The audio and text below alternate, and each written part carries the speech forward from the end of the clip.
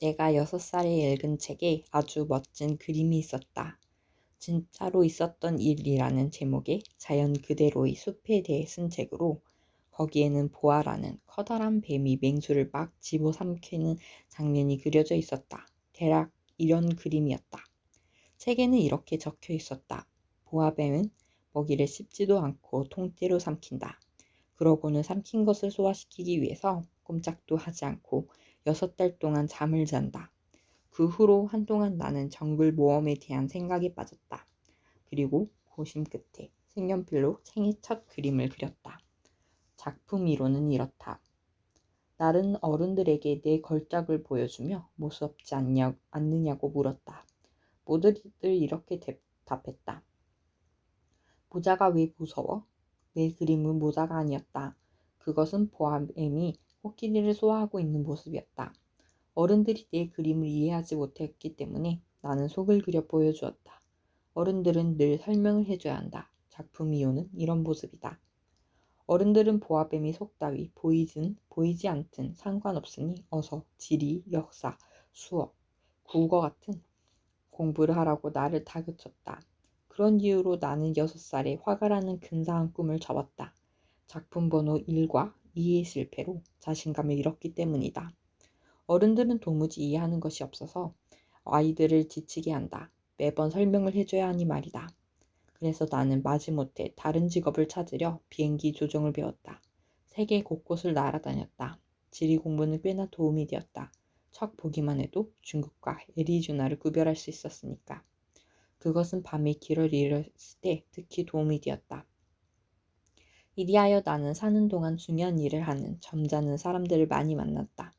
어른들 가운데 섞여 오랫동안 살아온 것이다. 나는 그들을 아주 가까이에서 보았다.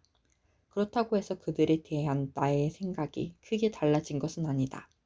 어른들 중에 좀 똑똑해 보이는 이를 만나면 나는 늘 지니고 다니던 작품 미로를 가지고 그 사람을 실험해 보게 했다.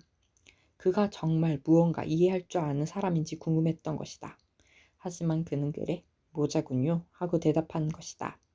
그러면 나는 보아뱀이니 정글이니 별이니 하는 이야기는 꺼내지도 않았다.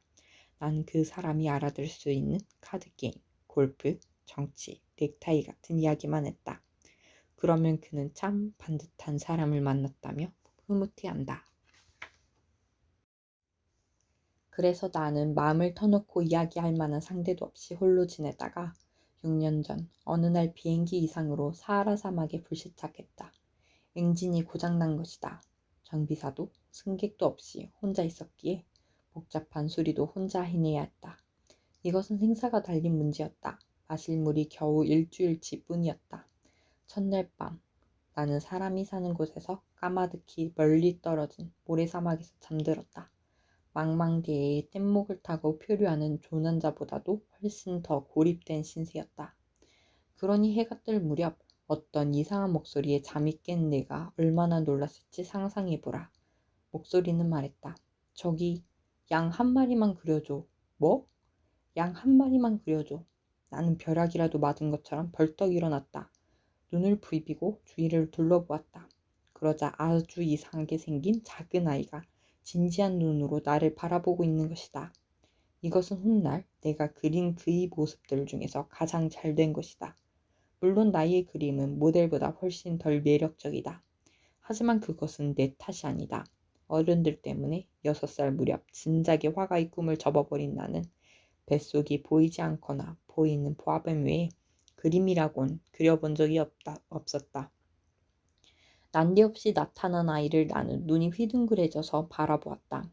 내가 있던 사막이 사람들로부터 수천 킬로미터나 떨어진 곳임을 잊지 말기 바란다. 그런데 아이는 길을 잃은 것 같지 않았고 배가 고프거나 목이 말라서 기진맥진한 모습으로도 보이지 않았다. 사막 한가운데 있는 미아다운 모습은 어디에도 없었다. 나는 겨우 입을 열었다. 그런데 넌 여기서 뭘 하고 있니? 아이는 아주 천천히 그리고 진지하게 말을 반복했다. 양 한 마리만 그려줘. 너무 희한해서 순순히 따라가게 되는 상황이 있다. 뭐가 뭔지는 모르지만 사람의 그림자도 보이지 않는 곳에서 곧 죽을지도 모르는데 나는 종이와 펜을 주머니에서 꺼냈다. 그러다 내가 지리, 역사, 수학, 국어 같은 것밖에 배우지 않았다는 사실에 생각이 미치자 나는 투명스럽게 그림 그릴 줄 몰라 라고 대답했다. 상관없어. 양 좀 그려줘. 양을 그려본 적이 없었던 나는 내가 그릴 수 있는 그림 2개 중 하나를 그려 아이에게 보여주었다. 속이 안 보이는 보아뱀이었다. 그런데 아이의 말에 나는 깜짝 놀랐다. 아니야, 코끼리를 삼킨 보아뱀 따위 필요 없어. 보아뱀은 너무 크고 위험하고 코끼리는 너무 커서 성가시다고. 우리 집은 아주 작으니까 양이 딱 좋아. 양 좀 그려줘. 그래서 나는 양을 그렸다. 아이는 물끄러미 그림을 보더니 말했다. 안 돼. 이 양은 벌써 병들었는걸? 다시 그려줘. 나는 다시 그렸다. 아이는 부드럽게 웃었다. 이건 양이 아니야. 염소지. 뿔이 있잖아. 나는 다시 그렸다. 하지만 이번에도 역시 아이는 퇴짜를 놓았다. 이건 너무 늙었어. 나는 오래 살 수 있는 양이 갖고 싶어. 빨리 엔진을 고쳐야 한다는 생각에 조급해진 나는 휘갈기듯 다시 그린 그림을 주며 말했다. 여기 상자 안에 네가 찾는 양이 있어. 어린 비평가의 얼굴에 환한 빛이 떠올랐다.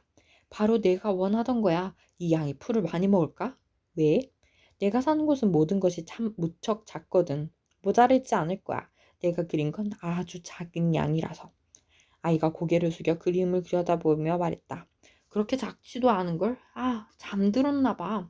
그렇게 나는 어린 왕자를 처음 만났다. 어린 왕자가 어디서 왔는지 알게 되기까지는 오랜 시간이 필요했다.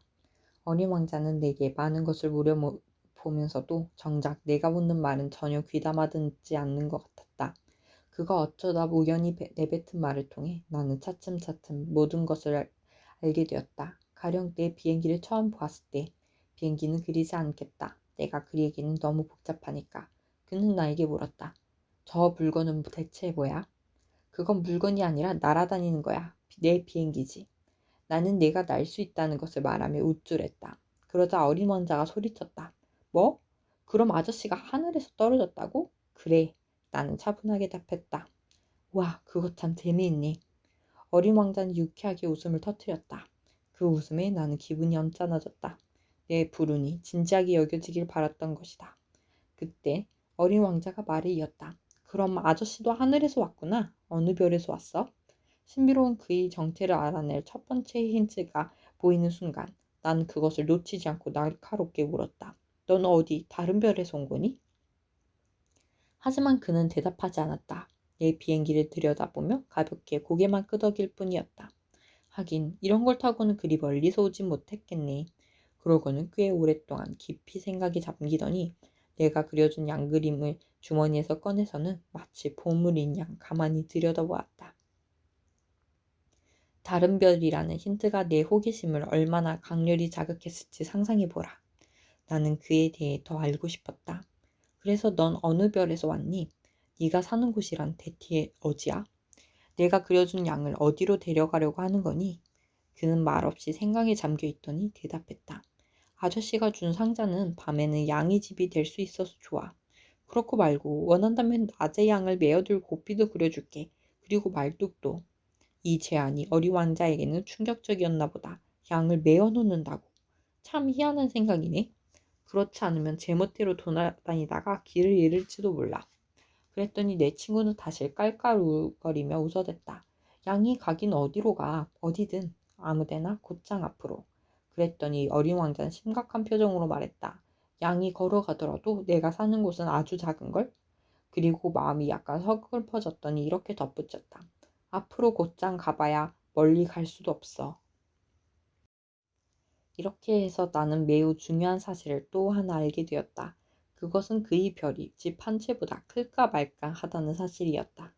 그것은 내게 별로 놀라운 사실이 아니었다. 지구, 목성, 화성, 금성같이 사람들이 이름을 붙여놓은 커다란 행성 말고도 수많은 떠돌이 별이 있으며 어떤 것은 너무 작아 망원경으로도 보이지 않는다는 것을 나는 잘 알고 있었으니까. 어떤 천문학자가 그린 별 하나를 발견하면 이름 대신 번호를 매겨놓는다. 가령 소행성 제325호라는 식으로. 나는 어린 왕자가 살다 온 별이 소행성 B612호라고 생각하는데 거기에는 그럴 만한 근거가 있다.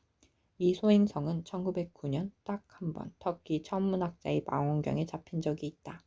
그는 국제천문학회에서 자기의 발견에 대해 공식 발표를 했는데 그가 입고 있던 옷 때문에 아무도 그를 믿지 않았다. 어른들은 늘 이런 식이었다.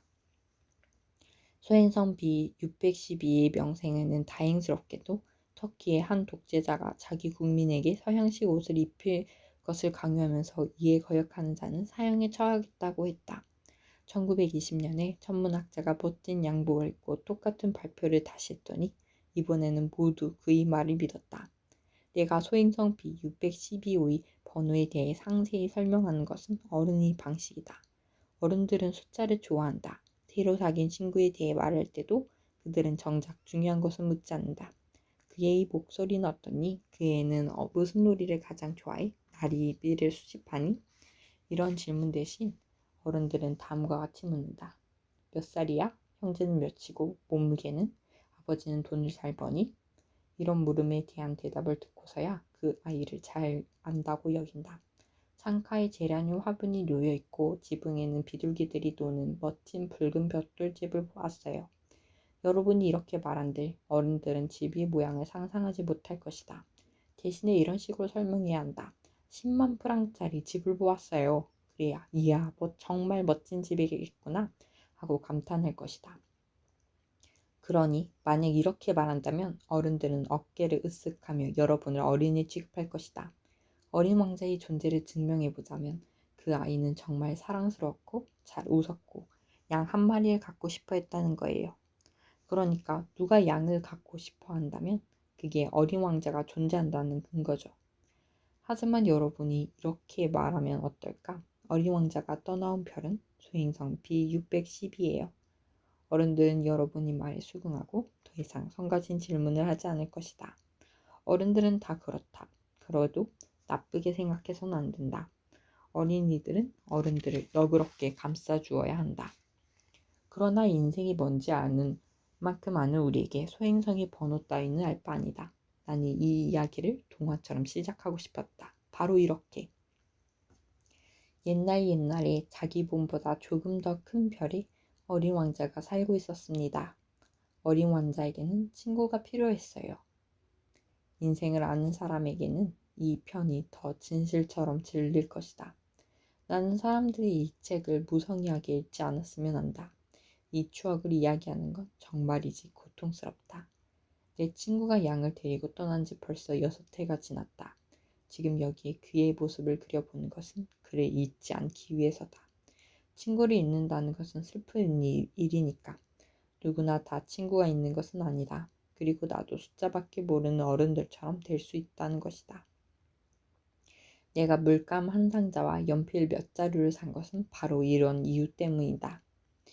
6살의 속이 들여다 보이거나 보이지 않는 보아뱀을 그린 이후로는 시도해 본 적 없는 그림을 이 나이에 다시 그린다는 것은 정말 힘든 일이다. 되도록 실물에 가까운 초상화를 그리려고 노력은 하겠다.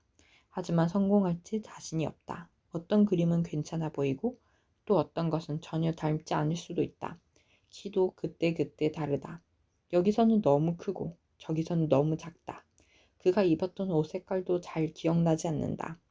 이리저리 기억을 더듬으며 노력해볼 따름이다. 그러다 보면 정작 중요한 세부 요소를 틀릴지도 모른다. 그래도 좀 봐주기 바란다. 내 친구는 내게 아무것도 설명해주지 않았다. 내가 자기와 같다고 여겼는지도 모른다. 하지만 안타깝게도 내게는 상자 속 양이 보이지 않는다. 이제 나도 나이를 먹었나 보다.